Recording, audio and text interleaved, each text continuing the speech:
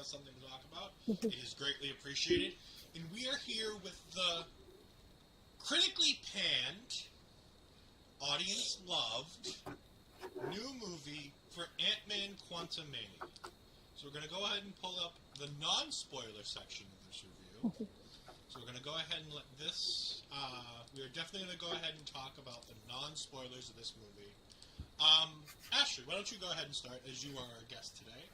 Oh, I'm sorry, before we do that. I'm OLED.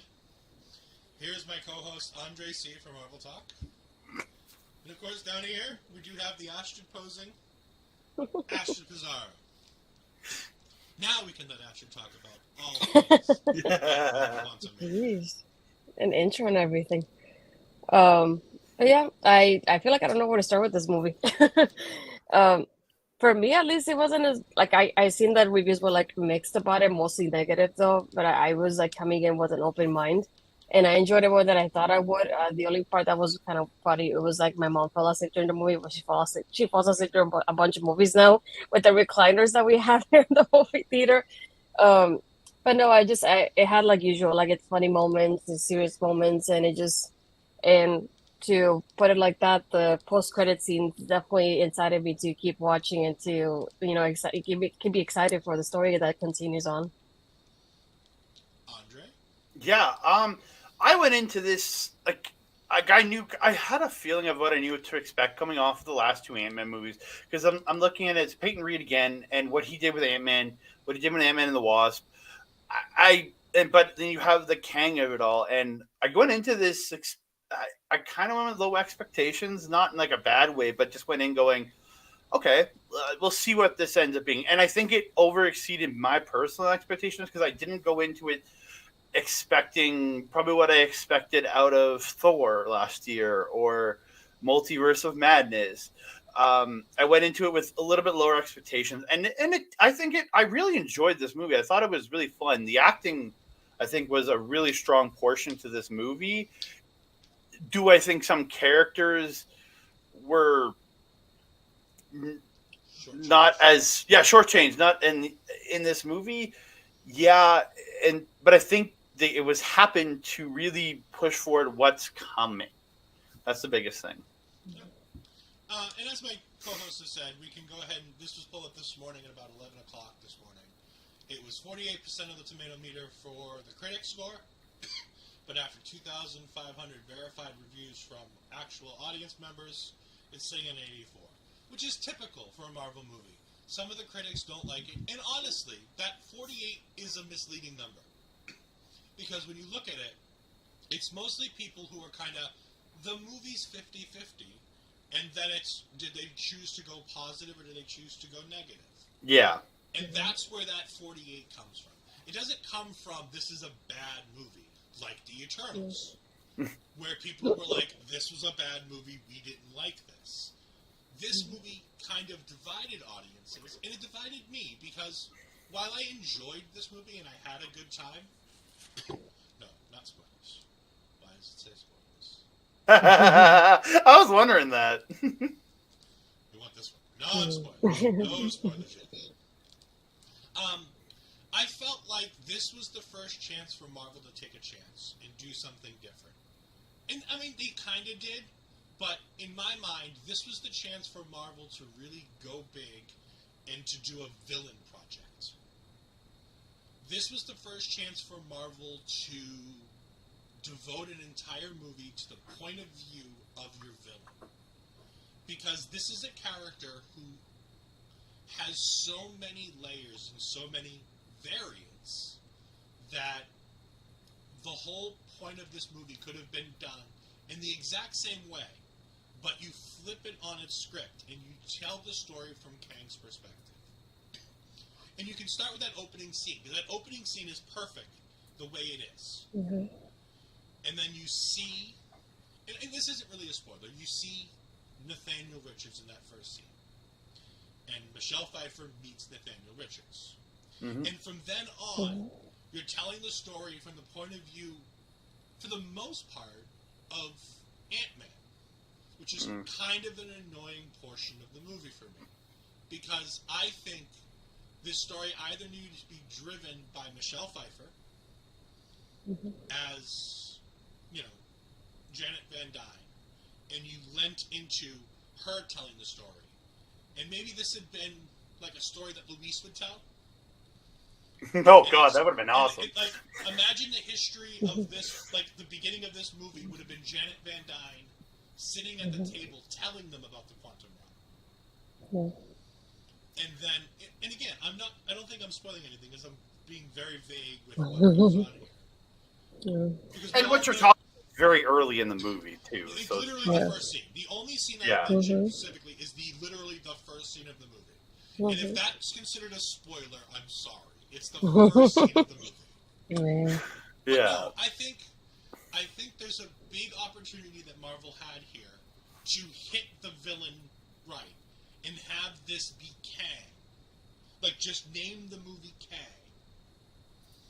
and tell the story of Kang the Conqueror. Because this is Kang the Conqueror is a very specific variant of Nathaniel Richards.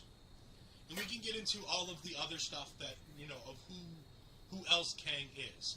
But when you talk about the actual Kang the Conqueror character, there's only one Kang the Conqueror. yeah. There's a bunch Because of different he's a very. versions.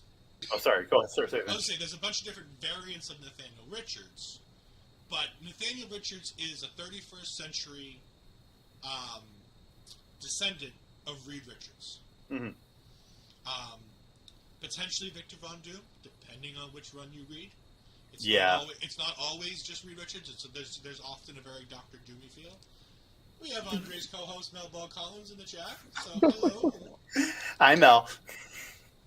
Yeah, but it's just I look forward to seeing like I guess I would have loved to gotten more of his story throughout the movie. Like Mhm. I wish yeah, I wish I wish there would have been more of her telling the story of his quantum realm, what they actually did more than without getting the spoilers, more than what we got. I'd like to see Mhm. the rise of Kang the Conqueror in the quantum realm. I really would. Yeah, I was saying the same thing as well because I like the flashback of her like meeting him in that part, and I just wanted to see more from that. I wanted to get that introduction to his character because I don't know much about it. I just watch the movies and enjoy them. So I would like to see like some kind of introduction to who he is, how he became this, like anything about the variants and stuff like that. So it's like I like that background that she gave us a little bit, and then it was over. I was like, oh, that's all we get. I wanted more from that end of it. Yeah, and what I'm scared like we'll get into it later is that you're gonna and I have friends who do not watch the TV shows, do not watch the Disney Plus Hmm. shows that are just the movie people, and that is perfectly fine because you can get most stuff across. But I'm scared with we'll talk about it later what they might be doing to talk more about Kang's backstory and the fact that it might end a lot of it on Disney Plus, so a lot of people may miss it. We're going to go ahead and jump to the spoiler section here because most of this movie needs to be delved in the spoiler section. So for anybody who wants to see the movie and hasn't left yet, we're going to go ahead and I recommend seeing this movie in the theaters. I think Oh, it's well worth not waiting the 45, 60 days. Go see this movie in the theaters. it's an epic. It really is. Like there's a lot of what you see on the screen. It really benefits from being on a big screen. It like don't get me wrong. I think it's still going to be great when I rewatch it on Disney Plus in 60 days. Yeah. But it really benefits some of the visuals showing the world of The Quantum Realm. Kang's world, the Quantumania world, on that big screen. It almost Hmm. surrounds you in a sense that you're like in like when things are when the bubbles were floating upwards, like coming out of the plants when they're walking through the jungle, things like that. It really immerses you so much because it's that giant screen in front of your face, and it just makes that realm seem so much more fantastical, in my personal opinion. Astrid, would you suggest people go see this movie? I definitely because I like the way that Andre was saying it's like the visual of like the world. It's something I would like to see more of it too because I like the little details of like the little sections that we got, but I wanted to see more from it too. Um, but not only that like that, but like the sound of it itself and just like the whole package that we get being in the movie theater. I feel like it sells you on the movie. And it's something that I enjoy watching it. I enjoy watching the Marvel movies with my younger sister. So like we try to go as a family and watch them together. And I know they enjoy it as much as I do. And it's not the same when like we're in a reclining chair in the movie theater and we get to elbow each other. It's like, "Oh, did you see this? Did you notice that?" And like little things like that. Like I feel you get that experience better in the movie theater than at home. Yeah, it very much is 100%. So we're going to go ahead and we're going to start with my favorite part of the movie, but I think it's also the biggest plot point and the thing that's going to drive everyone's enjoyment of the movie and the understanding of who this is and what it means going forward in the MCU. Kang. Jonathan Majors' Kang the Conqueror was absolutely incredible. Mm-hmm. He killed it playing a completely different version of Kang the Conqueror that we haven't seen before, because this is honestly our first glimpse of Kang the Conqueror. To set that up again, we're going to go ahead and we're going to talk about the end of Loki Season 1. Yeah. Loki and Sylvie they're going through the TVA, they get pruned, they end up in the void, they go ahead and they Alioth is there, and they go ahead and enchant Alioth to get to the Citadel at the end of time. They go into the Citadel, they ignore Miss Minutes' offer, and they meet He Who Remains. He Who Remains is a Kang variant who has won the war that was talked about in the beginning of Loki, of the multiversal war. This Kang the Conqueror is old, he's lonely, he's dying, and he wants somebody to take his place. But Sylvie decides to kill him, which means that he no longer exists, which means all the other variants are allowed to exist. And now starts the multiversal war. But it's not just a war now within other Kangs. It's going to be a much bigger war between the Kangs and all of the people of their universe. Mm-hmm. So we meet Jonathan Majors in the beginning of this movie, Nathaniel Richards. He is somehow sent to the quantum realm. We don't get much of an explanation as to why he's there. Mm-hmm. And Janet Van Dyne saves Janet Van Dyne, and he explains to her what they need to do. And they need to repair his time chair. Which, by the way, this was an absolutely brilliant version of his time chair. I didn't know how they were going to adapt it, because it's looked so different in different comics or different animated features. But I love the idea that this chair almost felt like a vehicle. And the fact that they built, and what they would eventually build, literally they built the entirety of what's this base Chronopolis or whatever it was called, around the chair, right? It was all built around the chair. That's what I loved about the chair's placement in this, is that it was all built around it almost. Mm-hmm. Yeah. Did anybody else notice the rings kind of feeling like the 10 rings in the Shang-Chi movie? I think there's a connection. Somehow there's because remember, he's from the future. It's coming there. So there was the 31st century or something, let's say 1,000 years in the future. Mm-hmm. Maybe by that point they have adapted Kree technology into the technology they use. So again, that's very possible that this is all based on Kree technology from way before, and it's small little hints, and maybe that'll have to do with something. Just Shang-Chi's rings will affect, thing with Kamala's bracelets will help affect against Kang in the big battle come Kang Dynasty and Secret Wars. Yeah. So again, throughout this movie, we travel through essentially 3 different points of view in this movie. Mm-hmm. We have, because when the quantum thing, in all the ads you've seen, they turn on the machine, they get sucked in, the Ant-Man family gets sucked into the quantum realm. You end up with 2 versions of those people. So you have Hank, Janet, and Hope, and they are all in one area. And then you have Cassie and Scott in another area. The other point of view that you get in this movie is Kang the Conqueror himself. So those are your 3 points of view going forward. we're gonna skip anything that doesn't involve the quantum realm because honestly, those 2 5-minute scenes mean nothing for this. Okay, I do have to point on the right before they go to the quantum realm, though, when she's talking about reading Hank's journals and things like that. I'd almost like, oh, this is just makes it too easy for how she got to where she is, almost, because I get it. Like she's trying to research the people that came into her lives, things like that, and their connections. Like, but it's just like, it was like, they just made it too easy. That how she got her stuff so quickly, and it just was like, I'm like, why? It's like Yeah. they were gone. They were gone too. That's the thing. They were snapped away. So it's not like she learned from them. That's the thing. So I was just like, she did. Yeah, she did and she didn't. So it's so tough. Cassie is such a tough sell because she grew up without any of them. But at the same time,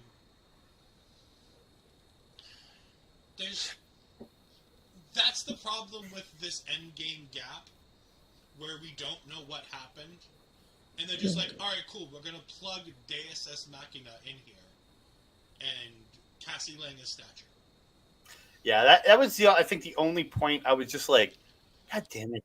Like for that point for her, because it's just like they kind of made it too simple how she got to being stature, and I was just like, but at the same time, it saves us about 45 more minutes. 100%, 100%. Which, because my guess is there's a longer version of this where we see her figuring all this out. You know, so remember, they've been back from Endgame for, I'm gonna say this is probably what, a year and a half after Endgame. Probably? Yeah. Oh, guarantee you, her strength all comes from them being back. Don't get me wrong, but yeah.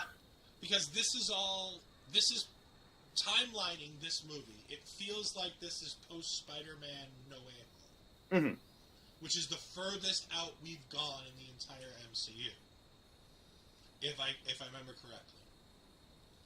Doctor Strange would have taken place after that. The Multiverse of Madness? Yeah. Oh, yeah. Okay, so and then Thor would have been concurrent with that, I would guess. But but we're in that range of time. Because they call him Spider-Man. So that leads us to believe that the people don't know who Spider-Man is. So I'm thinking it's post No Way Home. So it's, probably right around the time of Multiverse of Madness. The only other thing I think that we need to talk about, and I guess we'll do the Earth stuff now. Ant-Man's book, and Cassie Lang is following in her father's footsteps to an extent, and she's an activist. And all of that takes place in about 5 minutes. I was happy how quick it moved to get to everything in the quantum realm. I really was. Yeah. By the time we're 20 minutes into this movie, we're in the quantum realm, and we don't leave the quantum realm again until the end. Last couple minutes of the movie. In the quantum realm, we see all kinds of civilizations. We see all kinds of great people. I honestly don't remember any of those characters' names.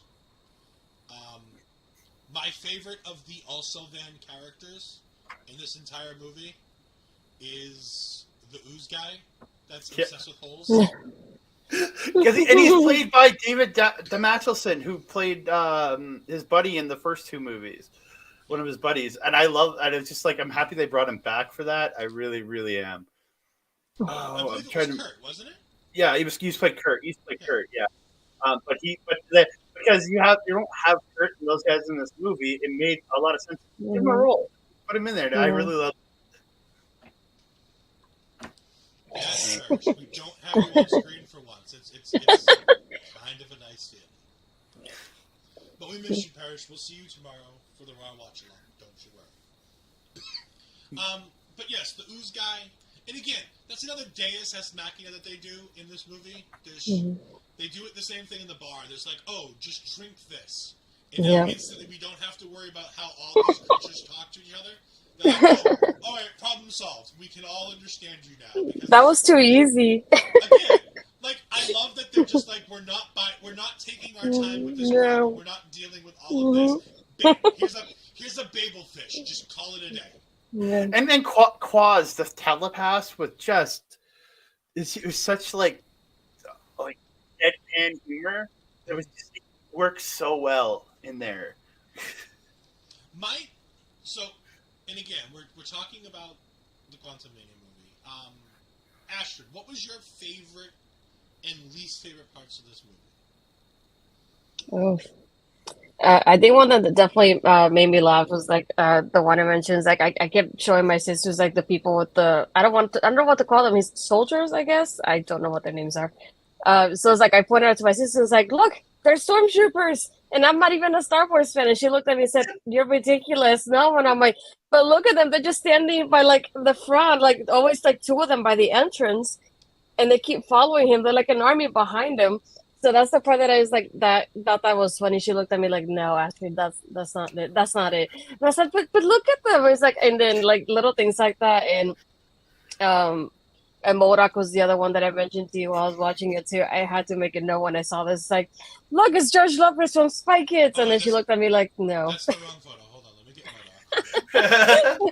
MODOK. Well, So, like, dude, MODOK's line of "I am not a dick" as he's running into Kang yes. is absolutely amazing. I love that one. But no, I feel like the downfall for me was like I wanted to know more about the background, like you said, of like when Khan got there and like his reasoning for being there, how he started. That was like the part that I wanted to know about the most.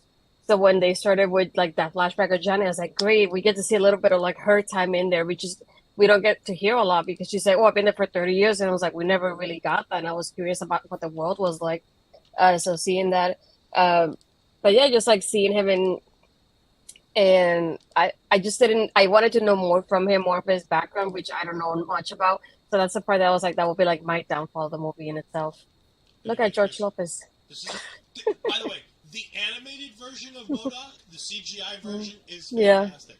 I'm not pulling up that uncanny valley piece of garbage that was that poor man's face in that thing because, again, the George Lopez picture might as well be the same. Yeah. It's pretty much that, yeah. Corey Stoll got done dirty by their design for the. I honestly don't think I ever would have taken the mask off of him. Yeah. I think I would have done everything else with him and just never taken the mask off of it. Or just make the mask make the mask the face. Make the mask have a moving mouth or something, because it was kind of weirdly ridiculous, his face in there. Yeah. Yeah, I mean, I think the soldiers are fine. Like, they work just fine. I think they reminded me a little bit more of Starship Troopers. Like, the gear that they had was more like a Starship Troopers kind of mask. Just blue and clear so that you don't see through it. Mm-hmm. But I love how he's taken all this time to create this army. And by the way, I do love how we love to talk wonderful about Marvel because Marvel does so many things great.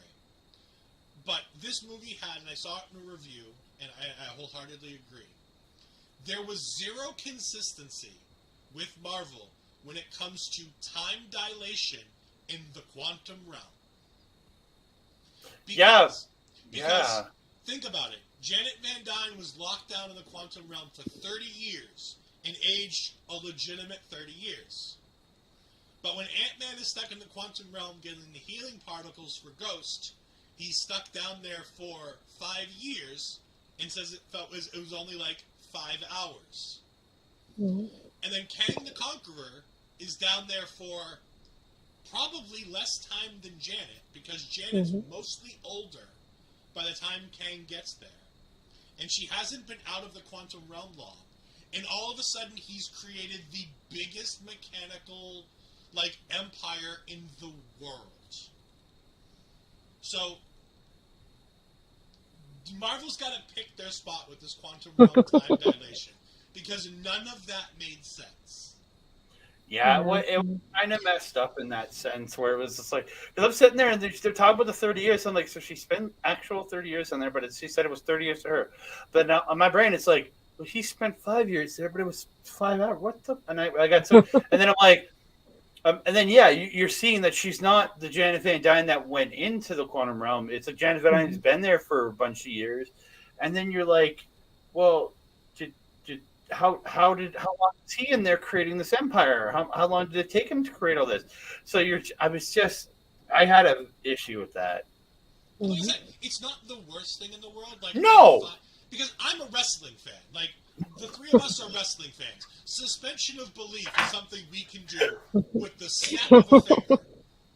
Like for the three of us, we believe that a man was a dead man walking around and winning matches at WrestleMania for 21 years before he lost. Like we have no problem with suspension of disbelief and ignoring the tiniest problem in a story and pretending it doesn't exist. But in the world of television, in the world of movies, there are these things that the consistencies that you kind of have to get. Because the quantum realm is essentially a realm of no rules in the Marvel Cinematic Universe. Yeah. Because Peyton Reed didn't create, and I think this is the biggest portion of that, Peyton Reed did not have part in Endgame. Which is where we get the 5 years is like 5 hours. That's a Russo's brothers thing. Now, granted, Peyton Reed was consulted, Peyton Reed was there, and Kevin Feige oversees all of this. So it's not like they didn't have people to be like, no, this doesn't work. But for me, it was one of the only real big problems I had with this movie. And then there's the other question: is there different levels to the quantum realm where he was? Maybe his time is faster. There's all those questions, but it's still the Janet and Kang one is the one that bothers me more than anything. But we do know that there are different realms because she says when he says I've looked in the quantum realm before and I couldn't find you, and she goes I was deeper beyond this layer and that layer. She mentions the void and subatomica, and she's beyond those two layers. And she mentions the void, and I'm like, so does that mean the void from the TVA is in the quantum realm? I would assume so. Oh. So that's an interesting thing because she did say that this area is outside time and space, which is why he was exiled there. Because we do learn throughout the movie that this Kang the Conqueror was exiled there. So there's a lot of interesting storytelling with all of that. Andre, what were some of your favorite and least favorite parts of this movie? I gotta say, I loved MODOK in this thing because, dude, yes, they did him dirty in the way they did the face and how it was like pulled and stretched, but, dude, like the how Corey Stoll acted still in all of it and how good he was and that I am not a dick running into Kang, sacrificing himself to beat him, and then after they win, going to Scott, it's like, you were always my brother, but they had no connection other than them fighting, and it was so stupid. But he made it like it was hilarious, but he made it like almost heartfelt in a way, and he made you almost feel heartbroken for him because of what has happened to this guy. When they pulled him up out of the liquid and his little tiny legs were dangling before he had the suit put on, I'm like, what the? I'm like, holy dude. I so saw Deadpool in that moment with baby legs. Yeah, dude. But like, then the stuff that did, like, I felt, it is the lack of backstory. We got some good backstory from Kang, but we got a good big lack of it. And the problem with it is they're going to expand on it in Loki season 2. I think with the post-credit scene that we showed, and I think because that's going to be Loki's thing in Loki 2 is hunting down the Kang variants. That's going to be his goal.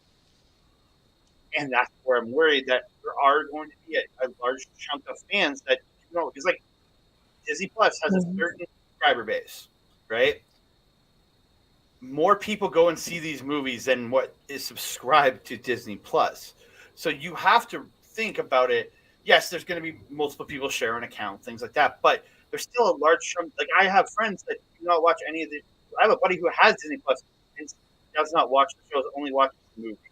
Again, it's people's choices that don't want to. Some people don't want to sit and do 6-8 episodes of a show, which I completely understand. But that's like me personally, I'm going to see everything. But And if you do the backstory there and you don't give it to us in more of other movies, that's going to be a big failure, I think, on Marvel's part. I think Marvel has made it pretty clear at this point to the fan base that if you make the conscious decision to solely watch the movies, that you're going to have to understand that you're going to be missing out. Mm-hmm. Mm-hmm. Oh yeah, like they make it enough that you still be able to understand everything, but you're not going to understand the intricacies of it. Because like if you never watched Loki, you don't have the backstory of who he remains. Mm-hmm. And you're going. I bet people were confused as to how is Loki alive again. If you didn't watch Loki, you're like, wait, Loki's still alive? Mm-hmm. I mean, I guess you could say, okay, he got away, and at the end of Endgame, he gets away, and they could assume that that's how he's alive. Mm-hmm. But like, I think the question of whether or not people watch Disney Plus, I think Kevin Feige has made a smart decision and to go, look, Disney Plus is got so much content on it that even if you're a casual Marvel fan, you probably have Disney Plus for another reason. Whether you're a parent, whether you're a millennial like me who grew up on Disney and wants all of that vintage content back. And they're also adding a lot of new and different content to hit different bases, whether it be music, whether it be theater, whether it be Discovery Channel type of content.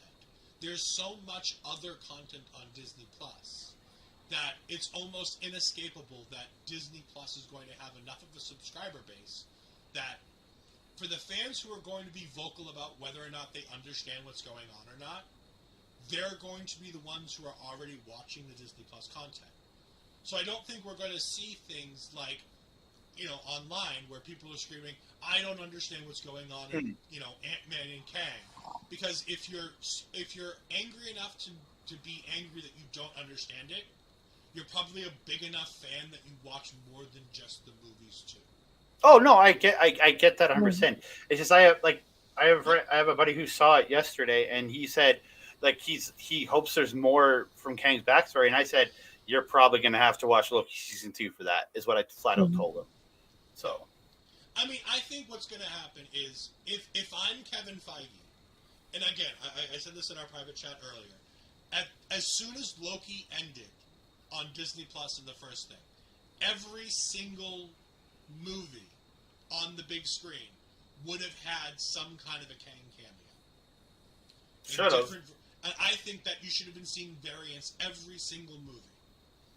Because Kang the Conqueror is such a diverse character with so many different versions that you can go ahead and have him in everything. There's no reason he can't pop up a version of him, pop up everywhere.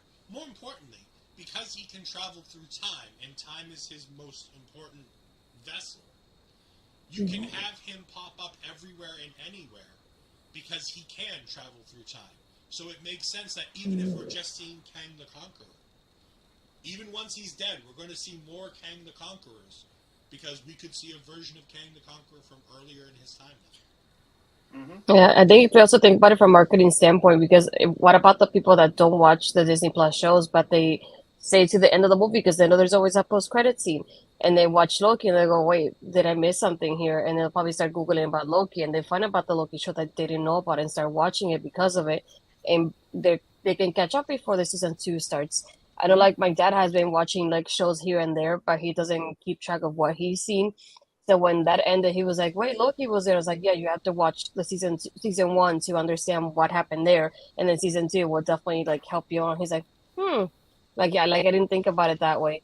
And I had even, like, there was a couple of, like, rows before us.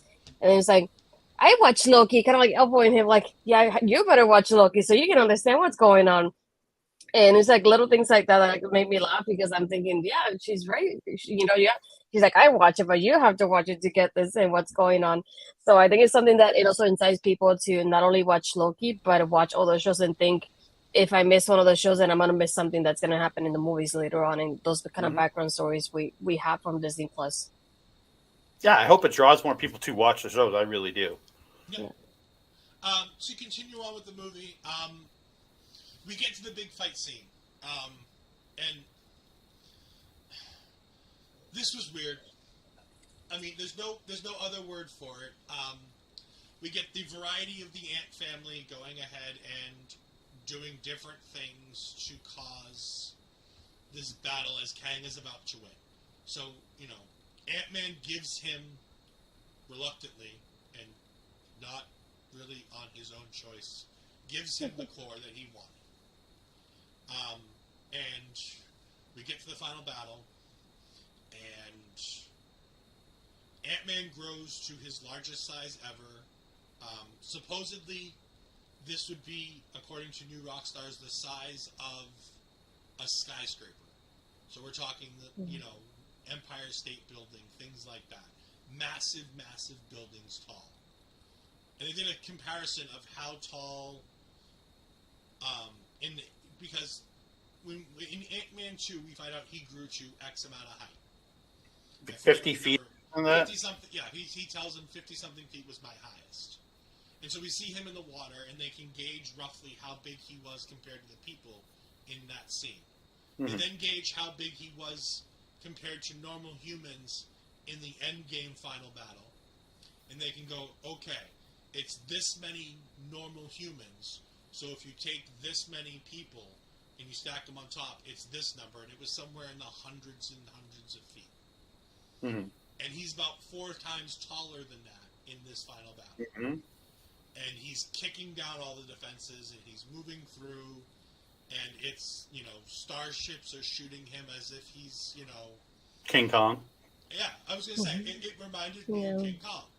Yeah. Meanwhile, you have Cassie trying to break out all the people from the earlier one that we've seen in the movie with, the animated buildings and the Ooze Man and the Battle Lady. Again, I wish I would have remembered their names, but you know what? They said their names once at most, or only in the credits.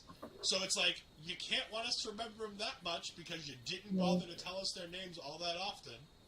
Well, the Ooze guy I didn't even realize was DeMatteson until it popped up. His name popped up in the credits, and I looked it up on my phone during the credits, and I'm like, oh, he played the Blob guy.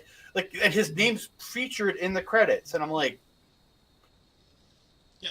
So, but Cassie basically goes ahead and goes in and does some techie stuff to get her out, and she goes ahead and rallies all of the people of the Quantum Realm to battle against Kang. She also, as Andre says, has the conversation with MODOK, where they've kind of defeated MODOK, and she's like, just don't be a dick. Just stop being a dick and you'll be fine.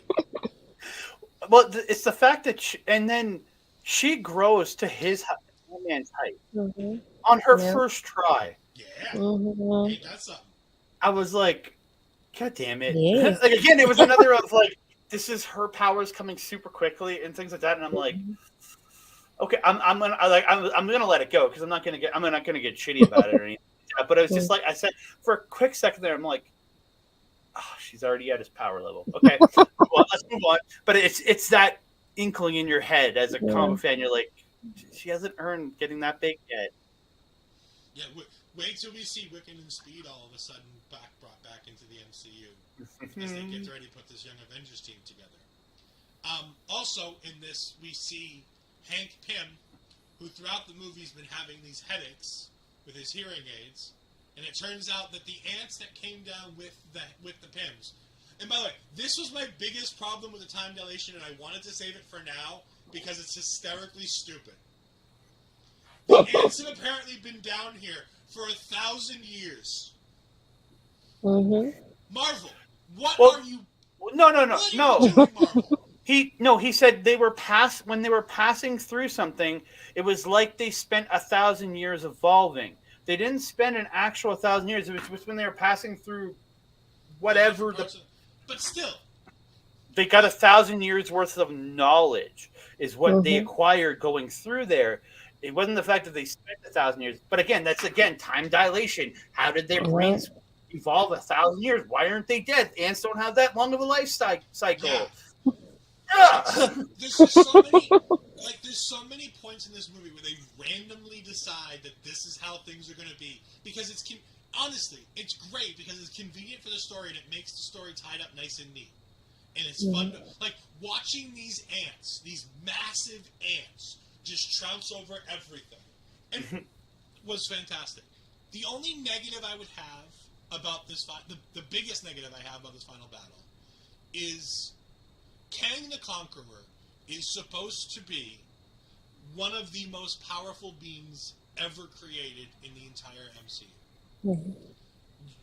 The power level base of Kang the Conqueror is, now, if you think back to Loki Season 1, He Who Remains managed to kill all the other versions of Kang, and he managed to go ahead and prune the Living Tribunal, which is the highest level of Marvel law enforcement in the entire of the MCU when it comes to the comic books.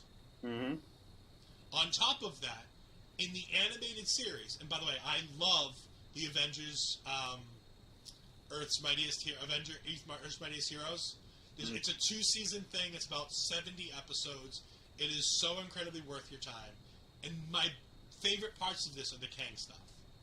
It takes the entirety of the best Avengers team, which is Iron Man, Captain America, Hawkeye, Black Widow, Black Panther, Hulk, Thor, all of them. And even Hank Pym with Ultron robots. Mm-hmm. And it takes the entirety of those to be able to defeat Kang. But yet in this movie, we see the Ant Family. The lowest level of Marvel villain, the Marvel heroes. With the I'll ants. argue that and I love me some Hawkeye, but I would say Hawkeye is slightly below Ant Family because at least they have somewhat using him powers in there. It's But the idea that the Ant Family as a whole is definitely higher on the list. But the problem is that this isn't, as a power group, they're not high. Yeah, it's the amount of people too. like, the Hank Pym that you see in everything else is not the Hank Pym and Scott Lang that you get here in the Ant-Man world. The Ant-Man in the MCU is vastly different from the Ant-Man that we see in everything else. Scott Lang is low on the totem pole as far as I'm concerned when it comes to power levels in fighting. I don't think he should have been able to hold a candle to Kang the Conqueror was literally disintegrating people randomly throughout this movie at the end when he's like, I've had enough, in his Thanos moment of getting off his throne and doing it himself. He's literally taking his blue beams and disintegrating people. Yet Ant-Man was able to hold his own fighting against this man? No. This is absolutely ridiculous. But somehow they managed to force him into the power source of his time chair with about 4 or 5 both shrinking and growing, which basically means that nothing should have happened, but somehow everything happens. And we get this cluster of Jonathan Majors being sucked into the time engine. Do we believe that this Kang the Conqueror is dead? No, I don't. Because literally coming, and then you have, when you get back to the real world, of Scott Lang having that thought in his head, and then is he really gone? Is he gone? Yeah. What the? And he starts freaking out. That to me is like, that to me is just sure proof. No, he's not dead. We're gonna get the other Kangs, I think, in Kang Dynasty, and you're going to get Kang the Conqueror coming back in there to really fuck shit up. Overall, this movie is an enjoyable. Like, we skip basically from the beginning of the movie, essentially to the end of the movie, because everything in between is a fun story of fun things happening, and it's all very Ant-Man.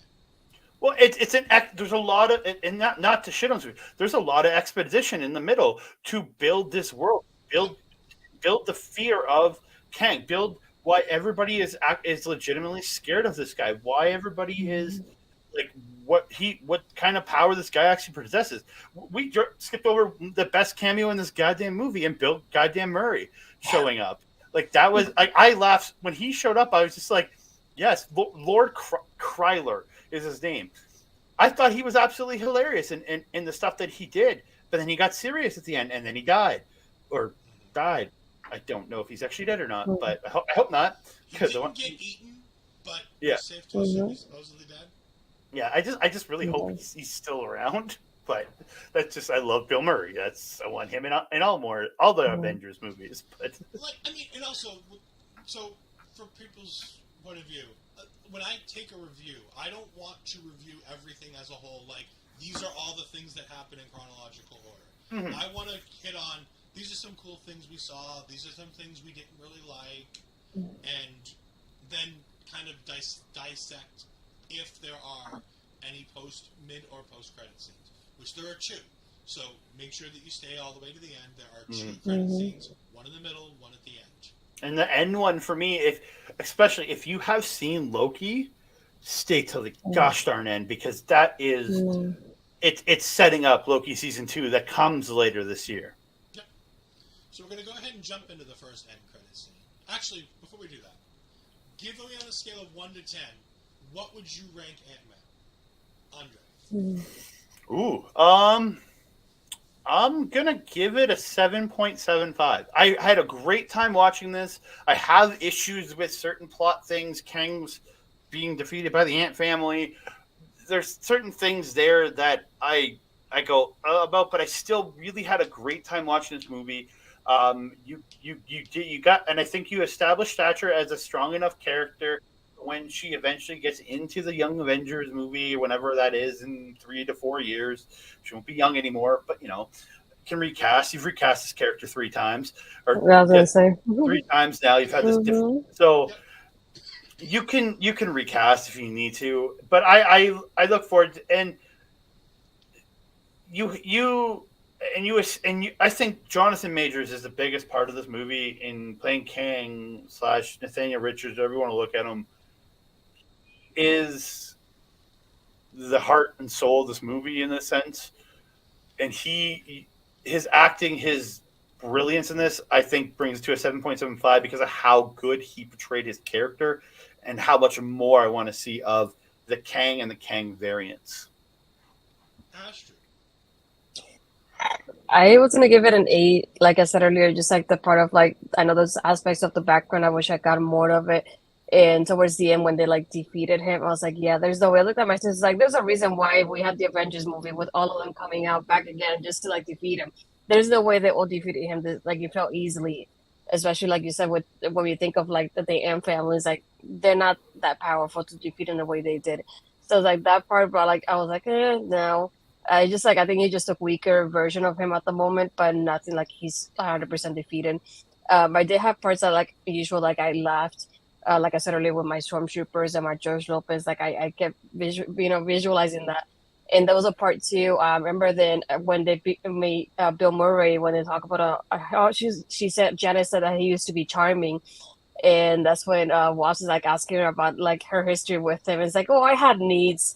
And then that's like, well, I had needs too. Her name was Linda. And she's like, well, why did it end? She's like, well, she wasn't you. And there's like little things of having like my sister go, what does that mean? It's like, I'll tell you later. But it's just like little bits and pieces that you see through the movie that make you chuckle while you're watching it, which is what I enjoy about it. But I'm definitely going to give it like an 8 out of 10. All right, apparently I'm going to be the Debbie Downer of the group. I'm going to give this about a 6.5. While I think Jonathan Majors did the most amazing job in the world. And again, I think this is an 8.5 if it's a Kang movie focused on Kang. I'm saying if you literally just change the focus of this movie to being a POV movie from the point of view of Kang meeting the Ant family as opposed to the Ant family finding Kang, I think it completely flips this entire movie in the enjoyment of it on its head. I think it is so much more of a better movie if it's a 2-part movie between Kang telling his story to them and Janet Van Dyne telling her story to Hank and Hope.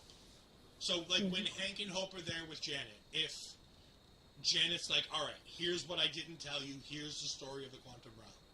And while Scott and Cassie are locked up in the dungeon, if Kang decides to go ahead and tell his whole story, and we don't have to talk about all of the variants at that point, but he can talk about how he's Nathaniel Richards and how he's lived many, many lives over many, many centuries because he's found time travel. And he goes ahead and he talks about how, and he tells the version of his story in this movie in that method. And you got to get these stories being told simultaneously. I think that makes this movie so much more enjoyable because it makes it not an Ant-Man movie. It makes it a Kang movie. And I think that's where I think the biggest thing would have been, is because I came in here wanting to see an Ant-Man movie, and I watched a Kang movie.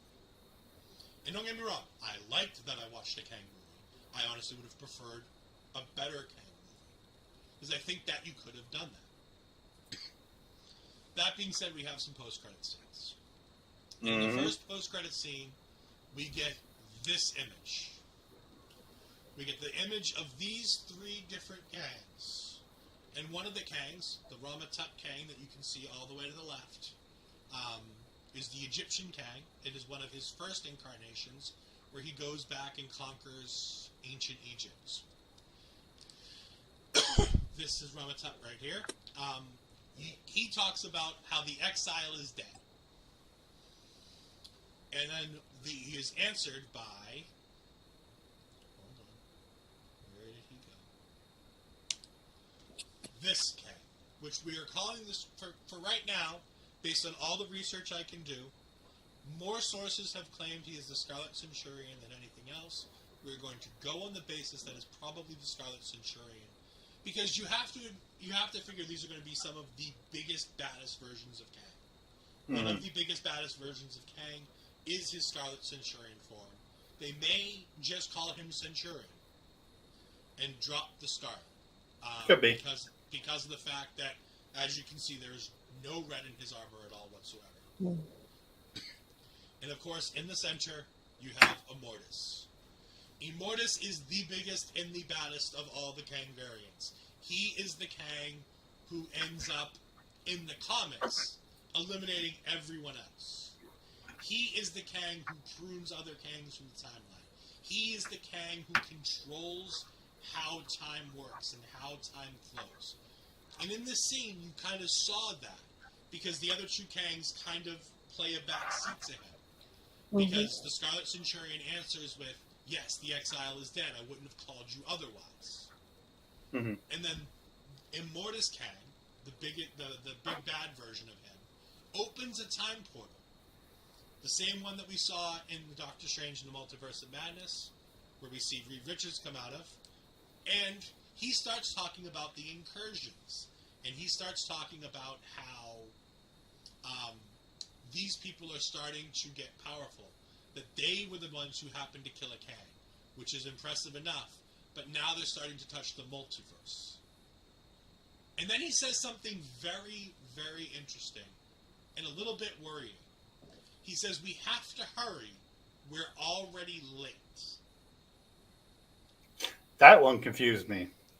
I love the idea of a villain who controls and can transport himself in time and worrying that he's late.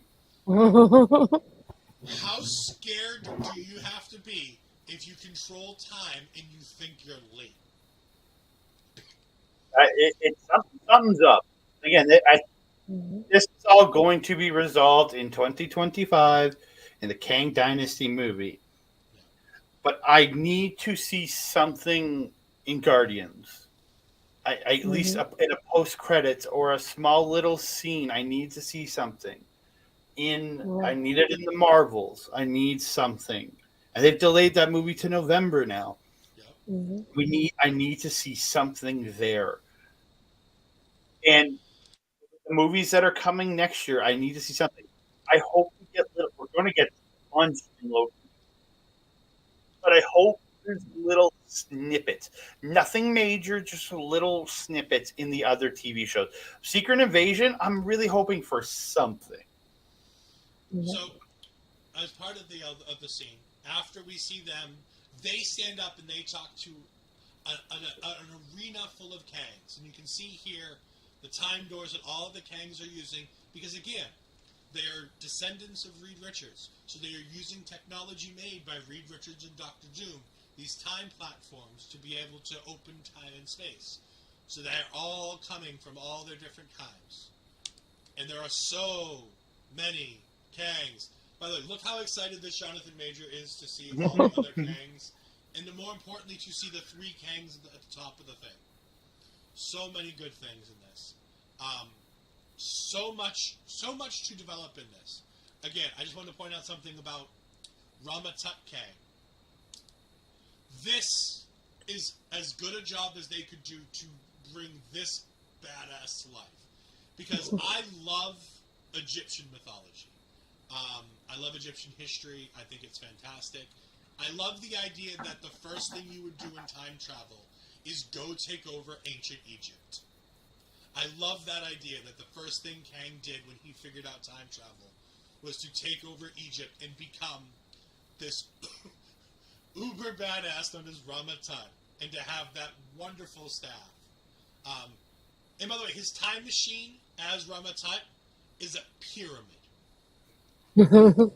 Like, the absurdity of comic books is so fantastic that his time... I'm sorry, no, it's not the pyramid. It's the Sphinx. Sphinx, yeah. Yeah, I'm sorry, I lied. It is not a pyramid, it is the Sphinx. Which is funny because the Sphinx that he uses his time machine, and I almost thought Rama-Tut was He Who Remains. Because of the fact that you see the time machine, the Sphinx, is in the void. As Mobius and Sylvie are in the car driving, there is a Sphinx in the background of one of those shots. They were very clever in Loki Season 1 to incorporate many different Kangs. Mm-hmm. But speaking of the greatness that is Loki Season 1, we are getting ready for Season 2. And that's where we see the second of our post-credit scenes. And we are introduced with this image of a machine with a man speaking over it in Jonathan Major's voice, talking about how time is everything. And we see this man, Victor Timely. Victor Timely is such a variant of Kang. This is him. He is a variant of Kang that was defeated by the Avengers in the comics. And when he gets defeated, he goes all the way back to the 1900s. And he develops this town called Timely. And he develops robots to help take his place so that he can go and do his things, to start rebuilding his empire. And he's there so long that it's not only Victor Timely, it is Victor Timely Jr. and Victor Timely III that are included in this run of comics. Because he makes the robots with some sort of protection age themselves to show him die, and then it's his son taking his place, and then his grandson taking his place, and so on and so forth. It is one of the best Kang runs in the entire comic books. It's the one I'm most familiar with, other than Kang the Conqueror. Yeah, it's absolutely fantastic, and we were actually shown a little bit of of Victor Timely in season 1 of Loki, where if you can look at my little blue arrow here, because I'm great with technology and I can do all kinds of fun stuff. When Kang was explaining how his variants went ahead and discovered time travel and started talking to each other and giving each other advice while creating the erasers, I forget what they call them, the reset charges in Loki season 1. While creating those reset charges, you can see that as Victor Timely. You can see his little mustache with his tie right here underneath his coat here. So it's fun to see that Victor Timely was already introduced to us a little bit beforehand. But he talks about how time is important and time is everything. And then we hear the voice of Mobius. And Mobius goes, "You told me this guy was supposed to be something special. He looks normal." And Loki's like, "He is." And that's all Loki says, is 2 words. He is. Mm-hmm. And that's our setup for season 2 of Loki. And I honestly hope that's roughly where we start. I want that scene to play out in a longer form in episode 1 of Loki season 2. Like what I'm hoping out of that scene is that's like mid-episode, episode 1, where it's him, like you have the first like 10-15 minutes of showing him convincing, because again, nobody knew who he was at the end of Loki season 1. So have him convincing Mobius and then getting him back on track, and then about 10-15 minutes in, they're starting to look for this guy, and they go there and they find him, and then all shit breaks loose for the rest of the season. Because I wasn't the biggest fan of Loki season 1. For me, it was a very up and down season. But with all the Kang stuff coming, and I know how good Jonathan Majors is, and he's obviously going to be involved in season 2 in some way, I'm excited. I really am. Yeah, it's going to be a sight to behold seeing Jonathan Majors. As I said, I would have a version of Jonathan Majors, even if it's just in the background, of every movie from here on out. Because I think every character in the MCU needs to bump into a version of Kang as he starts figuring out, which Avengers he's killed, which ones he needs to kill, so on and so forth. Are you the one with the hammer? And I love how he plays it off I love that. The next line from Scott there is, yeah, we get confused all the time. No, I'm not him. Yeah. Similar physique. Yes. But we've come to the end of our time here. We're going to, we've talked a bunch about Ant-Man and Quantumania. The next time you're going to see us is most likely Guardians of the Galaxy.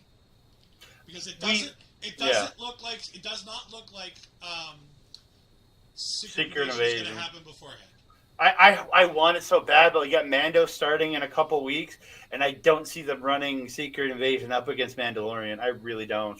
No. So, as of right now, we are tentatively scheduled to see you next the weekend of May 5th. It's going to be a Cinco de Mayo party. I'm going to have a sombrero on. I'm going to have a serape. It's going to be fantastic. It's not going to be cultural appreciation in any way, Astrid. But yeah, you can safely expect us probably back next time for Guardians of the Galaxy Volume 3. We will probably not be as jovial when me and Andre C are back for Guardians. I foresee lots of tears in this movie based on all of the ads that we've been seeing. Oh, it's this trailer. Those trailers made me cry because I'm like somebody's gonna die, if not multiple people, and I'm scared. Yeah. But we want to go ahead and give our people a chance to go ahead and talk about where we are and where you can find us. So, Andre, where can we find you? You can find me on Twitter at @ThatCanadaGuy, Instagram at @ThatCanadaDude, on Facebook at Andre and Melba Wrestling Talk, which you can also find on YouTube. We are shows like 2-3 times a week right now. There's so much going on between New Japan, between Stardom and all their tournaments, because I think they go from tournament to tournament to tournament. We're covering all that. Right now we're covering the Triangle Derby. And later this week we will have a review of Battle in the Valley coming out, along with another episode for New Japan coming later in the week, if not the week after, talking about the Great Muta's retirement. Because how can you not? It's a New Japan involvement there. I got to talk about it. And it's Muta. He's the legend. Yeah, you can find me there. Yeah. Astrid, where can we find you? I wonder where. No. You can find me on my Twitter at Astrid Pizarro, if anything. And then doing like our usual shows in OLE on Tuesdays, doing Taking Over, and then on my usual stuff, Making an Impact with Cody on Thursdays. And yeah, doing my NXT review of Women's Wrestling Talk on the weekends. So it's nice to be here to talk about something other than wrestling for once. And you got your. Me and Andre trying to say the same thing because it's Andre's co-host, and I'm just stirring the pot from something I know in the background. You're not going to talk about Ladies Wrestling Showcase? You guys are probably going to talk about Charlotte versus Sasha? We're definitely going to talk about that Sasha match, and we definitely want to discuss about Asuka and her accomplishment of winning the Chamber and now this weekend as well. So there's little things here and there that we got for the woman this weekend. We definitely want to discuss it on Friday with Ladies Wrestling Showcase. And I know for sure Bobby and I will have a show coming up talking about horror movies too. So. Ooh. And of course, you can find me right here on Twitter at edfry12584. Find me on my own personal Twitch at edfries2002, as I soon will be continuing my GM mode as I get ready to plow into GM mode for 2023 when 2K23 comes out. By the way, 2K, if you're looking to give review copies, I would love a review copy. Yes. I promise it will be fun, and I will make lots and lots and lots of content so that I can be and shout you out all the time. But you can also make sure that you find OLE Podcasts on Twitter and Instagram at OLE Podcasts. You can find us on Twitch at twitch.com/ourlocalestablishment, on YouTube at youtube.com/ourlocalestablishment, and you can email us with any questions, concerns, guest hosting, and all that kind of stuff at olepodcast@gmail.com. And don't forget TikTok. Yeah, because we all forget TikTok, and none of us know how to make a TikTok. I know Ashley does a little bit of TikTok. Yeah. The only TikTok I know is when Cross goes TikTok. So his watch doesn't tick nor talk. Also, I wanted to point this out. Marvel Talk will potentially be going to YouTube exclusively for Disney Plus content. Because I think Disney Plus content will make much more of a home run on our YouTube channel. So please make sure that you do follow Our Local Establishment on YouTube, because that's probably where you're going to be finding the home of Marvel Talk when it's not an MCU feature film. Also, I wanted to throw it out there because it's on the air and it's always fun to make people squirm on the air. Andre C. has asked, and I have agreed, to do Into the Spider-Verse as a Marvel Talk episode, but in return, I want to do a Marvel Talk episode about The Flash. Oh, I am so in.